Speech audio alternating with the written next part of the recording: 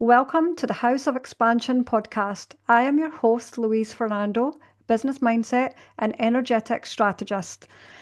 I am bringing you an amazing special guest today, and the amazing guest is Jenna Faye Madden.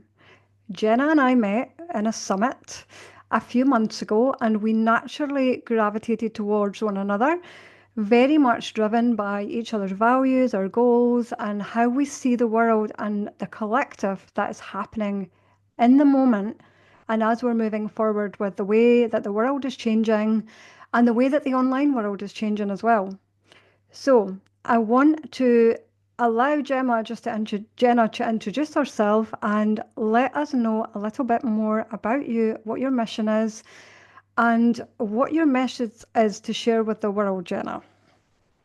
Yeah, thank you so much, Louise, for having me here. I'm excited to be connecting and to be sharing. So, for those who are maybe new to me and my work, my name, like you said, is Jenna Faye Madden, and I run a brand, a movement, a company called Soul Meets Strategy, because that is really what myself and my body of work on this earth realm is all about, which is helping awakened female entrepreneurs grow to bigger cash months in their business in a sustainable way while making a huge wave of impact with their work in the world. So, working a lot with the visionaries, the thought leaders, helping them to grow both within themselves as people and as leaders, but also in the tangible form within their business as well.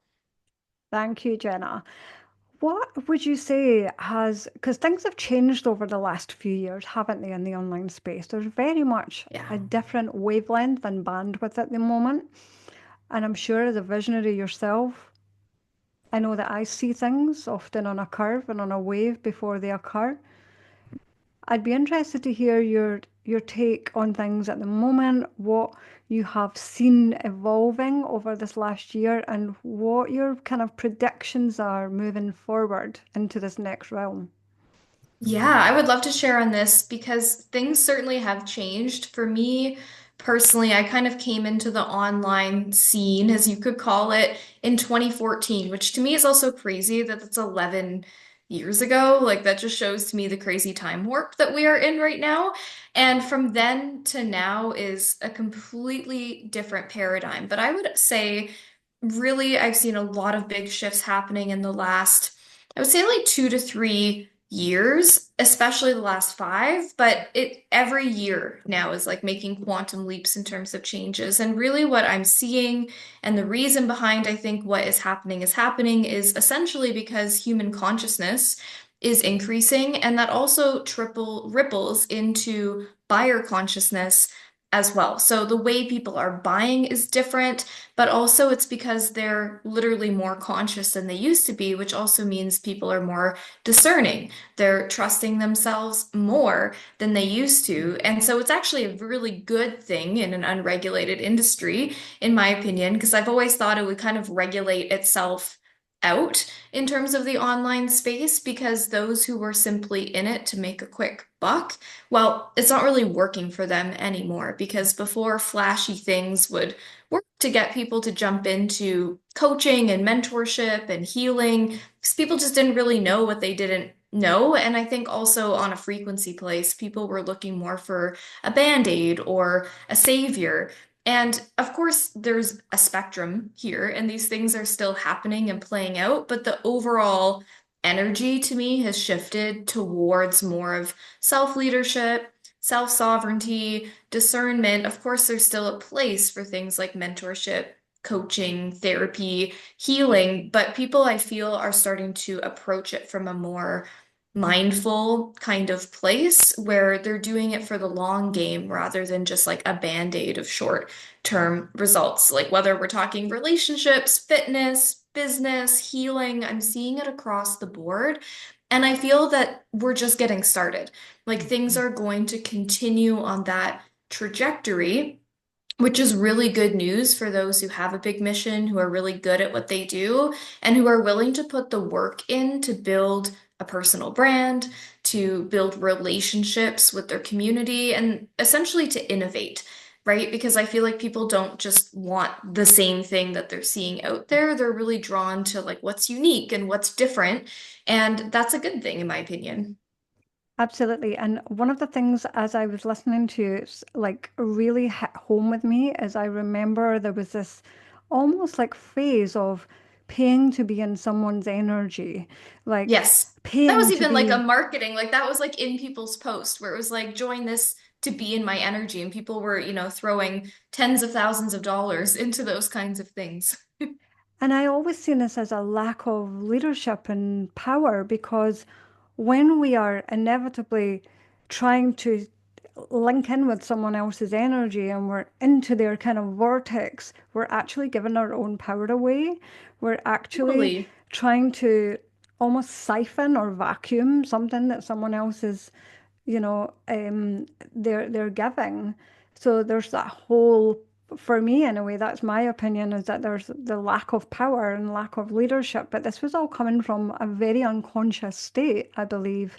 And we are seeing a shift in consciousness. We are seeing a shift in not just this industry, but lots of industries where people are becoming more discerning and, especially in the way that people are buying and selling and showing up in their business. Yeah. One of the things I'm seeing is a lot of people, and I had this prediction last year, but it's becoming more prominent now, and I'm seeing a lot of, big names, bigger leaders pivoting and really changing their business model and changing the way that they've been doing things. So I'd love to even have a conversation about this. Like how do you see things and what's your take on this? Because I don't believe I'm the only one seeing this. You're definitely not. I absolutely am seeing it too. And I mean, I've made shifts in my own business over the recent years and countless, been inside other businesses of them making changes as well. And I think a lot of that does come back to the buyer consciousness. And I also feel a word around this that represents what's happening is depth.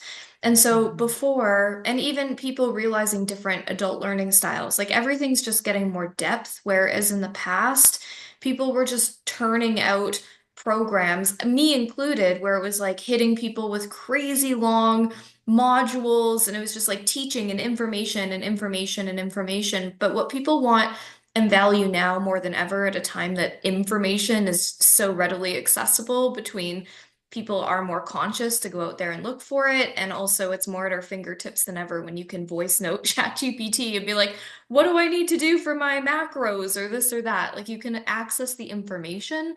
So I feel there's a lot more emphasis now on experiences, implementation, community, accountability, and these sort of more intangible things. Of course, people do want tangible outcomes and results, but there's a lot more of the intangibles that I feel like are valued now versus before it was like, oh, I'm going to join a program that's going to get me to 10K months in 3 months' time. And people were really fixated on like short-term goals, surface level kind of outcomes, doing it as fast as possible. And that's really where I've seen a shift where, as an example, in my own world, I moved away from a lot of short programs and most of my especially main offerings are all like 12-month kind of things because me too as a facilitator I don't really want to work with people short term just to make a sale and I feel like in the past I just didn't know what I didn't know so for years I was constantly turning out new programs constantly running short things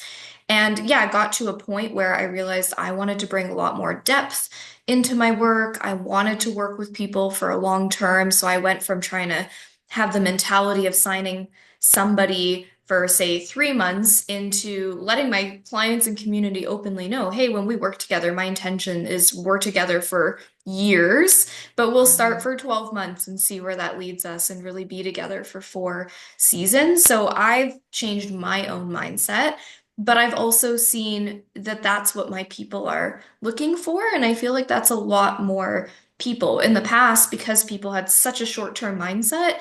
of course, there was people who would still sign up for long things, but I got a lot of resistance from people where they're like, ooh, can we just start with the session first? Or can we just start with 3 months first? And now more people are going, oh my gosh, you've got me. Great. Not in like a codependent way, but just like I can breathe. I don't have to coach hop. I think that's a big thing for people is up until more recently, I think a lot of people were just really looking outside of themselves, jumping from this program to that program to this certification to that mastermind to this mentor. And they realize like nobody is the holy grail. That's really coming more from inside. And so I feel like people are actually wanting to work with mentors that they can just build a relationship with and they can actually ebb and flow through the seasons of their life or their business relationships and make the real changes, not just like info overwhelm, try to implement all the things, boom, the program's over. Okay, what am I doing next? Who's my next person? I feel people are moving away from that way of operating. Absolutely. And I think the big word that you've said there that had me like screaming inside is depth, is really about Mm-hmm. depth. And Mm-hmm.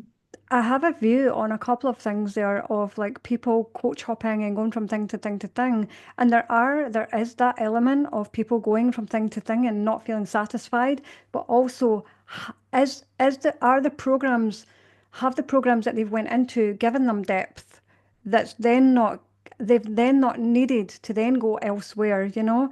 So there could be Yeah, two parallels playing out and in that sense that, we have people going absolutely. from person to person to person, but it's because they've been left feeling unsatisfied or they've not been given or there's been gatekeeping going on or a lack of information Yeah. or integrity or integration that's then left them feeling that they've just had a mini tapas and they're ready for the Mm-hmm. deeper, the luxurious kind of meal.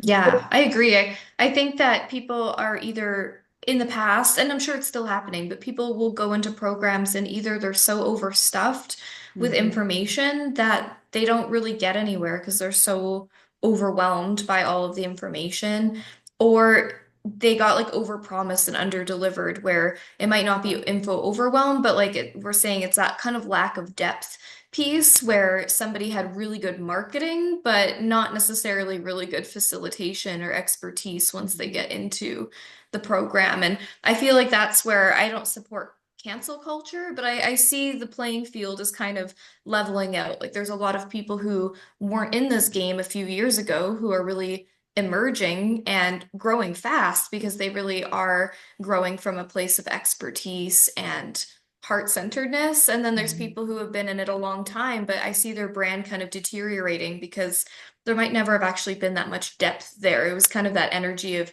buying into being in their energy, which Hmm. just doesn't really seem to cut it anymore.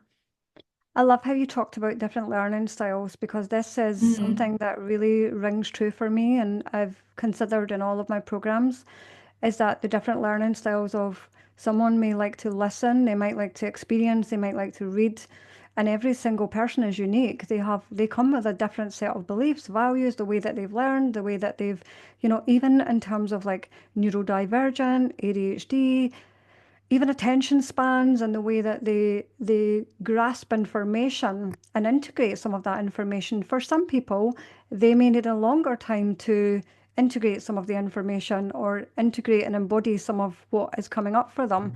And I love how you have recognized that in your own work that it's not a quick fix, you know? It's not a quick fix. It does require depth. And the Kool-Aid and the Band-Aid of the industry is that you'll get fast results. Fast results, yeah, you can have fast results, but I think deep, deep results are long-term, sustainable, and more maintainable. So I I love love that. that you have included that in your work as well because I think that is so, so important. Everybody's unique. We talk about uniqueness and being unique in our industry, yet people are still trying to stuff people through a framework or put them into a box or, a, what's the word I'm looking for? Just into that same box, yeah.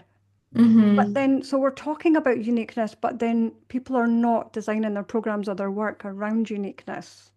Yeah, I feel like most people, when they think of uniqueness, they're trying to think of it only from the marketing angle of how do they show their uniqueness, which of course is important, but that needs to carry into the other layers of their Mhm. work. Like you're saying, in my opinion, too. Yeah, the programs that they run, how they treat their people, all of the kind of behind the scenes stuff that really ripples into the other pieces of our business, too. Because if we don't have that depth, if we're not actually helping people have results, which there's a lot of really heart-centered people too, and they're good at what they do. They just haven't really bridged and learned how to bring the depth, how to like not overstuff, how to think about different learning styles, all of this. So it's not that they're bad people. I think a lot of people are in it for the right Yeah. reasons. And it's kind of time that we do better, in my opinion. It's okay to like meet yourself where you're at. If someone's listening to this and they're like, oh my gosh, like I never really considered this stuff.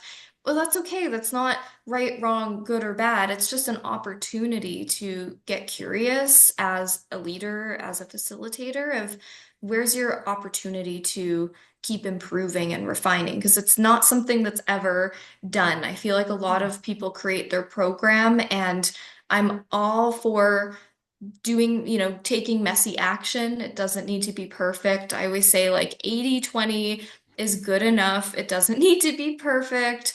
And it's, in my opinion, it's a minimal viable product. Like you move forward, it's not perfect, but it does need refinement. But most people are just creating a program once and then never improving it, never tweaking it, never adding in more layers to it. And they either stop running it because they're on to the next thing, or they might still be running it, but it's just staying the same, which isn't dynamic. And also, I find has people get bored of their own offers, starting to feel like less connected to their people. And honestly, course completion, program success rates are atrocious in this industry. It's like 3% Mhm. of people are actually completing programs and actually having results, which to me is a glaring sign that there's opportunities for refinement. Why do you think that is then? I have my own reasons behind Mm, or thoughts around that. I'd love to hear what are your thoughts because there's a couple of things coming through for me here. So the word accountability, it's kind of been slashed in the industry, isn't it? Like if you're talking about accountability, you're yeah. there's an edge to that. But actually, I think people do sometimes need accountability or they need a measurable progress in terms of how they're moving through things and capturing that information. I know for myself, I measure progress in data all the way through programs, but I'd love to hear your spin on this as Yeah. well. Yeah. This is something I could talk about all day. I'm like, where do I start? There's so much I could say. Number one, I think a lot of this comes back to the fact that we don't know what we don't know. And so many coaches, healers, facilitators have been in programs themselves that didn't really model that level of depth, accountability, different learning styles. So then they just kind of go forth and multiply, so to speak, and Mhm. model those same types of things. So I think there's a lack of awareness at times. I think sometimes there can be things like laziness and stuff, but I really don't think that's a core denominator. I think it's more of a lack of knowledge. I think there's a layer of energetics and nervous system related things here as well, like dopamine. And I think a lot of people within themselves and their own capacity and leadership haven't learned how to stay connected to something so that they can keep their energy tethered to that in terms of like say an offer and refining it and staying excited. So they just kind of move on to the next thing, or maybe their clients didn't get the best results because maybe the people didn't show up in the program. It's a huge thing, women will focus, say, on Jenna, I want 10K and 10 people in my program, and then they get to the end of it, but they're not really thinking about the delivery of the program. Like they're showing up and they're loving it, but they're not actually really paying attention to people staying engaged and participating and getting the result. It's kind of like the focus stays on the sale and then the next sale and then the next thing. And so, yeah, and technically, they're physically showing up and delivering their program and probably bringing their magic, but at the same time, they might be scared or take it personal if people aren't getting results. And I do think there's a spectrum here. I think people, part of this is a pre-qualification thing because Yeah. we want to bring people into our programs who are at that point of readiness and consciousness and motivation to show up with a level of self-leadership and accountability. So sometimes it's simply people are kind of selling to the wrong crowd who are maybe not quite ready yet, even if mentally they feel like they are. Mhm. So that can really decrease, I feel like, the participation, the accountability, the transformation. And on the flip side, sometimes people are self-led and they still need accountability. And I think that in this industry, there is, like you said, kind of a weird relationship to accountability. I think a lot of people perceive that if a client needs accountability, it means that they need to be handheld and they need to be dragged along, or that it's codependent, or it's going to take like so much work. And I think that's because a lot of very empathic leaders literally take on their clients' success, and that can be really draining. And I mean, that just creates a whole ripple of other things. But I think that's a big piece as well, is the actual building in of accountability. And I think a lot of people don't even know what that means. They've only seen kind of distorted versions of that where it's like, give them your all, check your Voxers at 3 in the morning, like, you know, chase these people to get results. Like that is not the vibe. But I feel like some examples of simple, tangible things is when you onboard clients is a big part of where this starts. A lot of people just kick off their program, but are you actually asking your clients what are the things they want to get out of this container? Are you maybe mapping out a couple milestones that they want to hit along the way, or like what's important to them? And are you actually checking in with them? I've always said accountability does no good if it's past the deadline.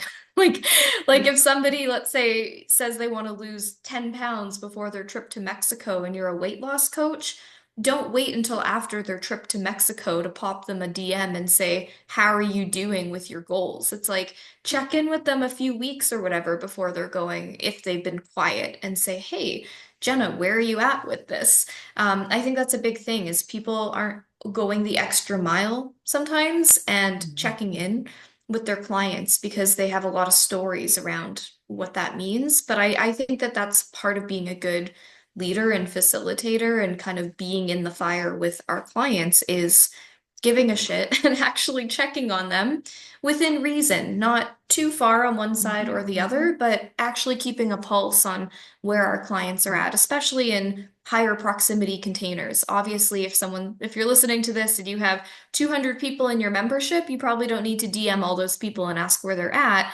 Maybe a group post will suffice. But, if you've got mastermind or one-on-one or group clients or whatever, like don't be afraid to check in with them. I think sometimes we're scared to check in case we get negative feedback and somebody says they don't like your program or it doesn't work or you suck or whatever it is. And so people are scared to ask for feedback. But feedback and accountability really go hand in hand, I feel like, inside of programs and transformational spaces. And for me, that's how we grow and learn and evolve by constructive feedback. Like, how do we Yeah. ever know if we're progressing and evolving, if we're not receiving a feedback loop to give us information? And it's from that information that we could then tweak and change things. And we can, if Yes. something's not working right with a program, then what would make it work, you know? Like, is it that Yeah. it's too long or the modules are too long? Is it that the calls are too long? How can you do things differently? So I definitely think, if you are fearful around feedback, use it as an accelerator to move to where you want to go next. Use it as a foundational piece to be able to change things and tweak things in your business to get the best results. I know, like for me and probably for yourself and many more, it's like if we can handle that feedback, then that is then going to accelerate where you go next because we can't hide away from feedback. We need this to move forward. Yeah, I so agree. And I feel like a part of feedback too is being able to discern and trust ourselves on what to implement. and what to not. You know, like let's say somebody has a program with 20 students and they send out a feedback form and maybe half of them or more get back to them and maybe there's one or two things in there and maybe it doesn't resonate. You know, maybe 80% of your students say they love the current call format and two of them say they really don't like it. You don't have to change things be based on the feedback, but it's like actually asking, analyzing, like looking at the data. I think that's a big thing just in business in general is a lot of, especially in the more spiritual entrepreneurial crowd, there's a big resistance to Yeah. looking at the data. There's actually a lot of ego, I feel like, involved, which is kind of ironic, but there's a lot of sneaky ego that keeps people from asking for feedback, from making changes, from doing all these things in the business. And I think there's a lot of people who are just continuously, slowly, brick by brick, kind of building something that maybe they don't love, maybe they're not obsessed with, and it might be completely a different cause than what they think. They might think that they suck, or they might think that they always seem to attract the wrong clients, or people don't get results in their programs, or whatever it is. But actually, it could be a completely different thing and come back down to their leadership or implementing feedback or being able to actually read the room and pay attention to what is working and not working within their business, for their clients, for themselves, for their schedule. I think a lot of it really comes back to our own inner check-in with ourselves of like what's alive for us and not always just being in the headspace of like what's next, what's next, what's next. I love how you said read the room. It's one of the biggest things that I always ask clients and for myself to do is read the room. What's going on? What's the energy like? How are people showing up? What's their facial expressions like? Where do you feel things are, going a little bit limp or need a little bit sparked up? And I guess it's like a relationship. I thought about this. I use relationships quite a lot in business and analogies and things like that. We have to be, we have to keep the spark alive, no matter how long we've been in business, no matter how long we've been doing this, whatever. It's the same with dating. You have to find what works, and maybe what works now doesn't work in a year's time. But coming back and communicating at that level, having that connection, and being able to meet yourself where you're at. And that sometimes means becoming uncomfortable, really being uncomfortable, like shaking in your shoes, but withstanding and having the capacity to do that. So yeah, I love everything that you're saying because it sings so much to me in terms of like programs and people and these layers of consciousness that are coming up just now, especially in the collective, especially not just in the coaching industry, but I think in the world wide at the moment. I think many, many people are waking up and they're becoming more, what's the word I'm going to look for here? I always think of Sleeping Beauty when I think of people Hmm. wakening up. It's almost like we're giving them, we're allowing, they're receiving the kiss of life and they're waking up in so many different levels. And for me, that's a massive mission for many, is being able to wake even more people up. That's my big mission, is to raise that consciousness even more so people are more excited, they feel more love, they feel more expansion, they feel more joy. Because right now we're influxed with information, we're influxed with fast, really fast. I mean, fingertip fast. Like everything is so there at your fingertips, and especially with AI and things like that. I'd love to hear your kind of take. I have so much I could say about this topic. So I'll keep it sharp. But yeah, with the rise of AI and the way that it's going, what is your kind of take on AI at the moment? Because I know for me, it's all about soul. And I know for you, your soulmate strategy. So I'd love to hear what your take is on the whole of AI at the moment. Yeah, ooh, there's so much I could say.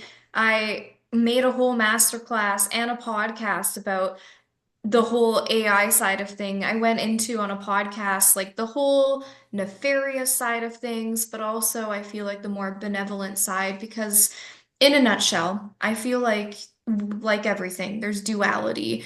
And I feel like say the same with cryptocurrency. These things are inherently neutral. So AI is neutral and it can be programmed and utilized in negative ways. And there's absolutely an agenda for that. I feel like it's undeniable right now that on a collective scale, there's a mass awakening happening. It cannot be stopped. There's amazing things happening. And of course, there are, I call them the parasites. There are many layers to that, but I feel like there's absolutely some desperate attempts to utilize different things to basically continue the control grids, the enslavement of humanity, the siphoning of human energy and potential. And do I think it's going to succeed? No, but I think it can be a little bit messy in this transitional time where there's kind of like warring factions, so to speak, where there's just a lot of things playing out. And from a frequency level, I feel we've already achieved the point of tipping point consciousness to start to anchor in more of this new Earth higher timeline. But in linear time, those things aren't necessarily instant. I would love for that to be so. For a long time, I thought it might be so. I'm still open to being wrong and to just like wake up tomorrow and it's just all landed. I'm available for that. But I think in my own perception and research, this may be in linear time, a continued multi-year type process, and it may look a bit worse before it looks better. It's kind of a lag effect of things happening. So kind of that's like my zoomed out thought of what's happening and how things like AI play into that. I feel we're going to see both sides of it. For at first when AI really started to roll out over the last couple of years, I was like I'm not touching that kind of person. I want nothing to do with it. It was kind of how I felt about other things in the past, and I found it's actually more balanced for me to kind of take a middle ground approach and to avoid things isn't in resonance for me personally. And I feel like we're moving so fast as a society. It's pretty unavoidable. Like mad props to people who are just living on the land, totally off grid without things. Like it doesn't mean it can't be done, but I think for especially people like online business owners right now, it's pretty unavoidable. And it's kind of like if you can't beat them, it's like join them, so to speak. And so I'm not on board with completely outsourcing everything to AI and letting it like take over our lives. And for me personally, I'm like, I don't need AI listening to me. I don't need an Alexa in my house. I don't need to constantly be on all of the different AI things. I certainly don't need to use AI to coach my clients or to do all of the things for me in that sense. I think that's where we can outsource too much to AI, but I also feel that it can actually help us move forward on our mission faster. And my time is better spent in my genius zone and getting my message out there and actually helping to raise that collective consciousness. So if I can have AI summarize my call notes or do things like that, that's going to make my life easier and it feels a very neutral energy. Mhm. I'm on board with that. And so I think it's really how we choose to use it. Obviously, right now we're at a really weird time with AI in terms of things like marketing. I'm seeing more and more, and maybe some people still don't see it. Maybe they feel it because to me, like super AI generated content feels dead to me. Like it doesn't feel like it has life Mhm. infused. But also from a copywriting perspective, I'm like, it's very obvious to me Mhm. when something's been written. And maybe some see it, some don't, but I'm like, I can see it, I can feel it. And it makes me a little sad because there's so many amazing leaders that have amazing things to say. And it's just a reflection to me of like showing a lot of people still don't really trust themselves because they're trying to bypass having to learn how to communicate, how to stand in their power, stand in their message, their magnetism, and instead, taking something like prompts from my Instagram or whatever and asking ChatGPT to just start to finish write a post for them and then hitting post rather than just using it as a tool, maybe to like review your grammar before you hit post or to brainstorm with. So I feel like there's a lot of layers and a spectrum here. And I think avoiding it for most isn't really going to work because I don't believe per se in competition. There's more than enough to go around, but the reality is, in every single niche, people's quote competitors are utilizing AI, which is allowing them to move faster. It's allowing them to reach more people. It's allowing them to move their mission forward. So I feel like avoiding it, generally speaking, is probably not the best move for most. And a lot of them will probably end up adopting it at some point to stay Mhm. in the game. And I also feel like people can take it too far, and that's not really going to work for them either. So that's my medium in a nutshell of what I think about it. When you were talking about content there, so I remember running an experiment maybe last year, because I was very much like you as well. I was like, I'm not touching AI. This is not for me. I'm more of a depth and deep connection person. Like, I think for me, in working with energetics, you can't disguise energetics. You can't mask them. It's felt by spidey senses. Someone feels and they feel the intention and the integrity behind content and things like that. So I think it was last year I decided, let me just ask AI to write me a post and let me put this out there because I just wanted to almost back myself, if that made sense. So I remember putting this post out on LinkedIn, on Instagram, and Facebook, and it fell flat. It fell completely Mhm. flat. And the reason that it fell flat was one that for me it had been AI generated, but the biggest part, I didn't believe in the post. I didn't believe in that piece of content. So of course, when I Yeah. sent that energy out with that post, it was going to be felt, it was going to be ignored, it was going to be dismissed, or so Yes. for me, it's very, very, very much around the energetics of things, like how we feel when, when we're, how can someone feel that depth? Again, this has all been about depth, this podcast. It's all been about, can you feel Mhm. that depth? Can you feel that connection? Can you feel that frequency? Because that is far more powerful for me than anything else. And that's something that's indestructible. Indestructible. Absolutely. Yeah, and to me, depth is directly correlated and connected to our humanity, like our humanness, our heart. That connects to building relationships, why we care about our clients and our programs, why we ask for feedback, why we do all of these things, what makes or breaks content. Like all of this around depth to me really comes back to bringing the human into it. And that's Mhm. also why things like AI could go too far because it misses that spark that really comes and that energy from a real life person who's putting their heart into something. The same way, too, somebody could be disconnected from their heart and write a post and, like you said, kind of program the frequency into it of like, I'm just getting a post up just to get a post up, and they feel disconnected from it. And wow, lo and behold, it didn't seem to perform. Like I'll have some clients and I audit their stuff, and on paper, it sounds and looks pretty good. It's not like glaringly bad content.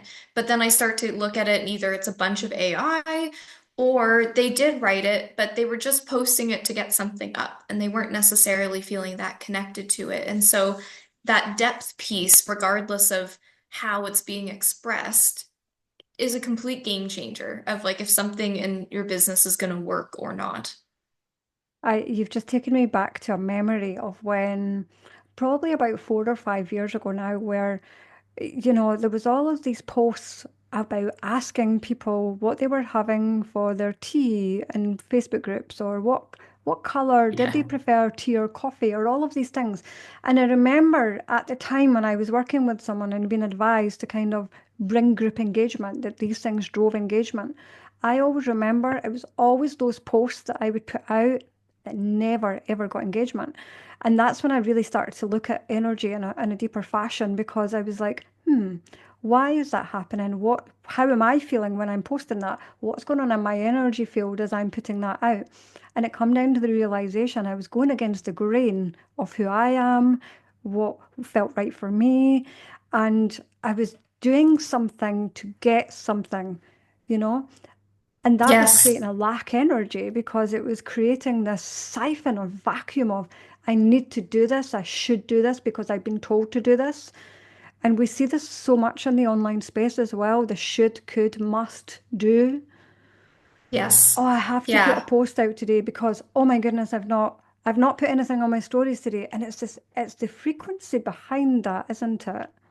Yeah, it's very reactive, and I feel like you really hit the nail on the head as well, that there's a lot of like obligatory, distorted kind of energy that happens for people when it comes to showing up. And what we're putting into that is going to dictate the kind of results that we have from something. And that is why one strategy could work great for somebody, but it won't work well for somebody else, or why it doesn't work when people lurk other people's content and then try to like basically reverse hack what they did or how they posted or what they said. And then they're like, but why didn't it work for me? But it's number one, obviously they're outsourcing their power, but also because it's a different frequency. And so what one person's words mean to their community versus somebody else isn't necessarily going to land in the same way. And of course, there are strategies and things we can learn around like copywriting and stuff to